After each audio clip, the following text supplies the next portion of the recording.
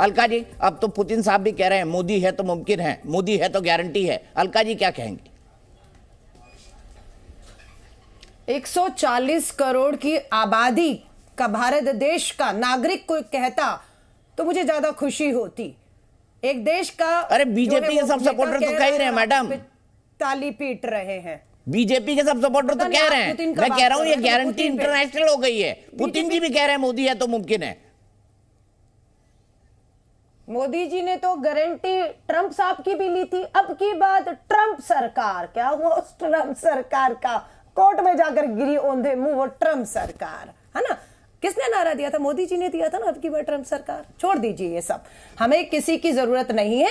अब पुतिन की कहने की मजबूरी है। क्या मजबूरी है? अभी तक तेल खरीद रहे थे, अब गेहूं भी खरीदना पड़ रहा है। विश्व गुरु को 80 करोड़ लोगों को मुफ्त राशन देने के लिए अनाज भंडारण में 15 साल के सबसे निचले स्तर पर आ गया, और अब अनाज के लिए, गेहूं के लिए पुतिन के सामने कटोरा लेने की नौबत आ गई। और उनके लिए तो भारत एक बहुत बड़ा बाजार है। 140 करोड़ की आबादी के लिए, इन देशों के लिए वो बाजार है, और उस बाजार पर जिसने कब्जा किया हुआ है उसकी जय जयकार करना उनकी मजबूरी है। हमें किसी की सर्टिफिकेट की जरूरत नहीं। 140 करोड़ की आबादी में 50,000 किसान पिछले 5 सालों में आत्महत्या कर चुके हैं, कर्ज में डूबकर, दूसरे कारणों से। मैं नहीं कह रही हूं, नेशनल क्राइम रिकॉर्ड ब्यूरो की, भारत सरकार की गृह मंत्रालय की रिपोर्ट ने कहा है।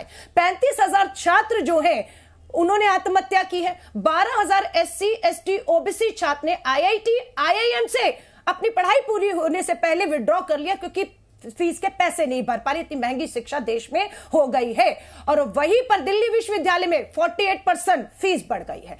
सच्चाई, किसान की आत्महत्याएं देख लीजिए। MSP पे कानून नहीं, आय दुगनी नहीं। 2 करोड़ नौकरी हर साल का वायदा, और 10 साल में 20 करोड़ नौकरियों का वायदा था। हाँ, वो आपकी बुलेट ट्रेन 22 में चलनी थी। बहुत कुछ। देश का रुपया जो है, मनमोहन सिंह जी के समय जो 40 पे डूबा था, साख डूबी थी, वो आज रुपये ने विश्व रिकॉर्ड तोड़ते हुए डॉलर के जो मुकाबले वो 83-84 रुपए पहुंच चुका है। किसे आप झूठ, मोदी की गारंटी, मोदी जी की तो खुद की अपनी गारंटी नहीं है। नोटबंदी की थी, हाँ, क्या होना था? काला धन आना था। आ गया काला धन देश में वापस? पूछना चाहते हैं, है ना। वो काला धन तो आया नहीं, ऊपर झूठ बोलकर, सांप्रदायिकता की बात कर करके आप देश भर में, दुख की बात है कि सर्वोच्च पद पर बैठा प्रधानमंत्री सबसे झूठा साबित हो रहा है। चुनावी मंचों से झूठ, सही बात है अलका जी, सत्ता हासिल, इतना बड़ा झूठा है, इतना झूठ बोलता है, फिर भी परसों 3 चुनाव जीत लिए। गजब की बात है अलका जी। हाँ, तो हम तो कह रहे हैं चुनाव झूठ से भी जीता जा रहा है। महादेव ऐप का झूठ प्रधानमंत्री जी ने छत्तीसगढ़ में बोला या नहीं? हाँ, फिर तो महादेव ऐप को औंधे मुंह गिर जाना था। भूपेश बघेल को 90 में से 80 सीटें जीतनी थी अलका जी।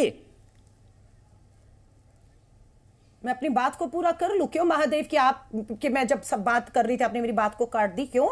कोई दबाव तो नहीं है? दीपक जी सुनने दीजिए। महादेव ऐप का आरोपी भाजपा का, पकड़ी गई गाड़ी भाजपा की, और वो कोर्ट में जाकर मुकर गया कि उसने कभी किसी को नहीं कहा कि 500 करोड़ रुपया मुख्यमंत्री उस समय के भूपेश बघेल ने लिया। ईडी मुकर गया। मोदी जी गए थे UAE, अभी जहाज में घूम कर आए, ले आते ना उसको अपने साथ में बिठाकर, है ना। तो वो सारे झूठ पर चुनाव लड़ा, ईडी के दम पर चुनाव लड़ा। पूरे राजस्थान में, छत्तीसगढ़ में ईडी बना दी। 1000 करोड़ रुपया इन 5 राज्यों के चुनाव में ADR का सर्वे बताता है 1000 करोड़ का इलेक्ट्रोल बॉन्ड आया, और उसमें से 90% भाजपा के खाते में गया। पूछना चाहते हैं अडानी का पैसा तो नहीं है? क्योंकि जैसे छत्तीसगढ़ जीतते हैं अडानी के शेयर आसमान छू जाते हैं। क्यों? क्योंकि पता लग गया मोदी की सरकार आ गई। अब 450 का सिलेंडर महिलाओं को, मोदी की गारंटी है, 450 का मिले ना मिले, अडानी की जो है वो पोबारा हो रही है।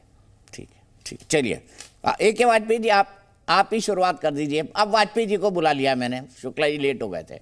अलका जी मान नहीं रही हूं, कह रही है सब झूठ है। देखिए कितना बुरा हाल है देश का। नहीं, अलका जी समझदार है, पॉलिटिक्स करती हैं, बहुत पुरानी पॉलिटिशियन है, चुनाव भी लड़े हैं, इनको सब मालूम है, लेकिन वो कह नहीं सकती। देखिए हकीकत इनको मालूम है। 3 राज्यों के जो नतीजे आए हैं वो नतीजे क्यों आए हैं। देखिए इन्होंने, सब लोगों ने, इनसे बड़े बड़े जो देश के नेता हैं अपोजिशन के, उन्होंने सबने बैठ के प्लानिंग करी कि भाई मोदी को कैसे हराओगे, और उसमें एक नतीजे पे पहुंचे कि मोदी को हराने का सिर्फ एक तरीका है कि हम सब इकट्ठा हो जाए। अगर इकट्ठे हो जाएंगे तो 1 to 1 जब फाइट होगी तो मोदी अपने आप हार जाएगा। जब इन लोगों ने ये प्लानिंग करी तो भाई बीजेपी बड़ी भारी राजनीतिक पार्टी है, उन्होंने भी प्लानिंग कर ली और उन्होंने टारगेट फिक्स कर दिया, हर अपने बूथ वर्कर तक को मैसेज पहुंचा दिया कि हमारा टारगेट ये है कि हर सीट पे 55% से ज़्यादा वोट लाने हैं। और वो टारगेट किया नहीं, टारगेट फिक्स करके उसको लागू करके 3 राज्यों के चुनाव में दिखा दिया। तो उससे कैसे कंपीट करोगे? और राहुल गांधी ने गारंटी दी, वो चली नहीं, बिल्कुल लोगों ने विश्वास नहीं किया। और मोदी ने जब गारंटी दी तो उस पर जनता ने ठप्पा लगा दिया। तेलंगाना में क्या उपाय है? कांग्रेस की गारंटी आपको जवाब नहीं देंगे, ना ना ना, आपको जवाब नहीं देंगे, आपको जवाब नहीं देंगे, जनता को जवाब देंगे। और मोदी जी ने जनता से कम्युनिकेट किया, कांग्रेस और राहुल की गारंटी तेलंगाना में चली, मुख्यमंत्री के साथ को शपथ हो गई। पहली कैबिनेट मीटिंग में कांग्रेस की गारंटी पर तेलंगाना पे मोहर लगकर लागू कर दिया गया। और यहाँ तो मुख्यमंत्री के 5 दिन बीत गए हैं, चुनाव के परिणाम आए, इनके घर के कलेश नहीं निपट रहे, राजस्थान आग में जल रहा है ना। आप जो दिखाना चाहेंगे दर्शक वही देखेंगे, ऐसा नहीं है ना। उसकी आंख और नाक दर्शक और देश के लोगों के लिए बहुत अच्छा है। अगर इसी तरह मुखालते में रहोगे तेलंगाना में मुख्यमंत्री की शपथ नहीं हुई अभी तक, ना कैबिनेट की, इससे भी बुरा हाल होने वाला है आपका।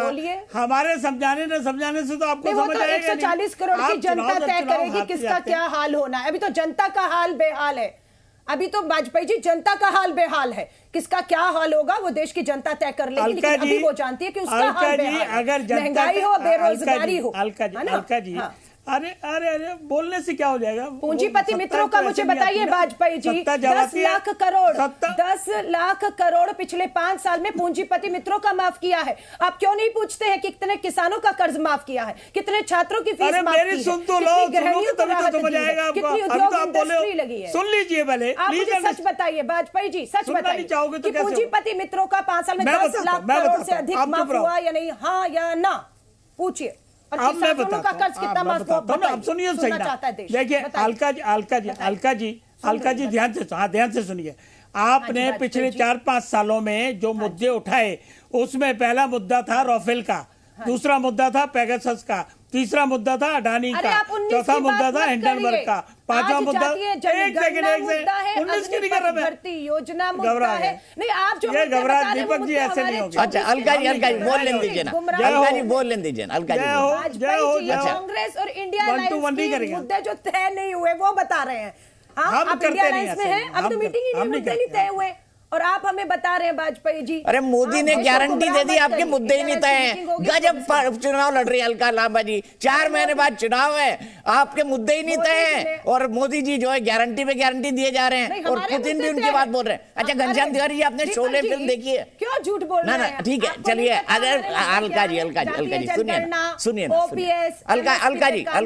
अलका जी योजना के हम खिलाफ, मैं आपको 30 सालों से जानता हूँ ना, मैं आपको 30 सालों से जानता हूँ अलका जी, कम से कम जी आप ये मत कहिए 400-500 शोध हमने साथ में किए होंगे। मत कहिए। तो मैं एक बात पूछता हूँ, आपने शोले फिल्म देखी है? शोले फिल्म, हाँ जी, मैं फिल्में कम देखती हूँ। आजकल जो है पार्लियामेंट में अपने आप ही एक ड्रामा बना हुआ है, देख रहे हैं। कोई बात नहीं, मैं बड़ी पुरानी इपिक फिल्म की बात कर रहा हूँ। घनश्याम तिवारी हंस रहे हैं, जब IIM वगैरह पढ़ते होंगे ना घनश्याम तिवारी जी, तो फिल्में देखने जाते होंगे, तो उन्हें शोले फिल्म जरूर देखी होगी।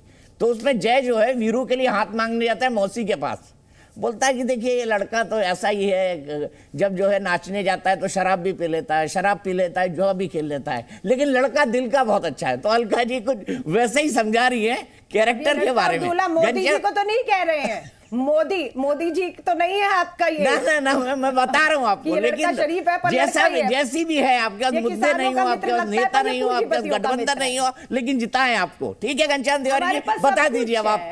मोदी तो मुमकिन है, पुतिन जी नहीं कह रहे हैं। इंडिया अलायंस है और हमें सब पता है।